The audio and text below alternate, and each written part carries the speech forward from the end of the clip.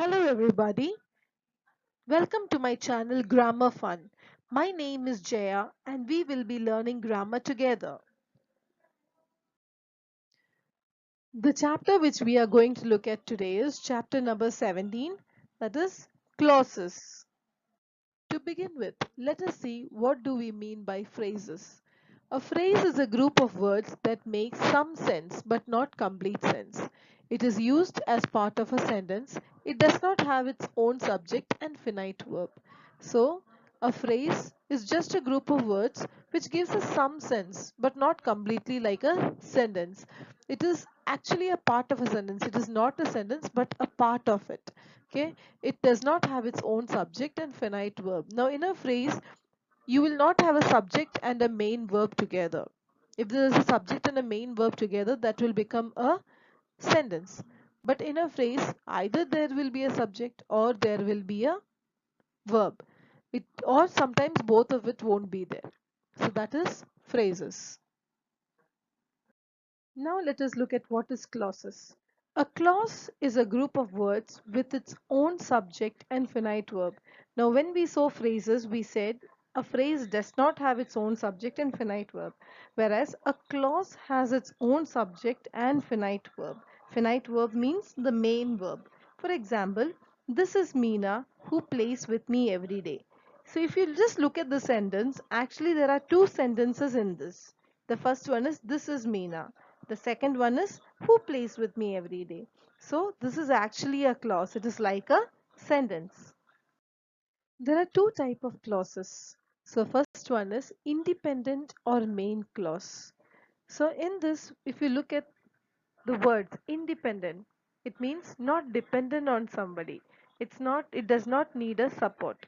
So the verb or the clauses which does not need a support, or the sentence which does not need a support, that sentence is called a independent clause or a main clause. If you look at the example, this is Meena who plays with me every day. Now I've underlined this is Meena.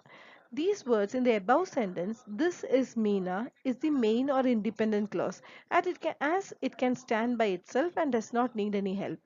If you just hide the words who plays with me every day and just look at the concentrate on the words this is Meena, that sentence is complete. We don't need any other words or any other sentence to support it. So a clause which does not need any other sentence or any other words to support it, that is called independent or main clause. The second type of clause is dependent or subordinate clause. Example, this is Meena who plays with me every day. It is the same example. Now this is Meena is independent clause as we saw before. Let's look at the rest of the part. Who plays with me every day? Now you just have to look at only that part. Who plays with me every day? Now, don't you think that sentence is incomplete? It needs something to complete it. In the above sentence, who plays with me every day is the subordinate or dependent clause as it can't stand by itself and needs the help of who. So it is not a question. Who plays with me every day? If that was a question, then that is complete. But here it is not a question, it is a sentence. And that sentence is incomplete. It needs the help of another sentence to complete it. So it needs the help of this is Meena to complete the whole clause. So a clause which can't stand by itself and needs the help of some other sentence or some other clause, like that it is called dependent or subordinate clause. Let us look at the types of subordinate clauses. We saw what is a subordinate clause. A subordinate clause is a clause that cannot stand by itself and needs the support of something or some other clause. So there are three types of subordinate clauses: adjective clauses, adverb clauses, noun clauses. Let us see what is an adjective clause. An adjective clause is a multi-word adjective that includes a subject and a verb. So adjective clauses, first thing is it includes a subject and a verb. It has a subject and a verb, and it has adjectives, multi-word adjectives, more than one word adjectives. When we think of an adjective, we usually think about a single word used before a noun to modify its meaning. Actually, when we study adjectives, we study only one words. Example, Tall building, here tall is adjective. Smelly cat, smelly is adjective. Argumentative assistant, argumentative is adjective. However, an adjective can also come in the form of an adjective clause.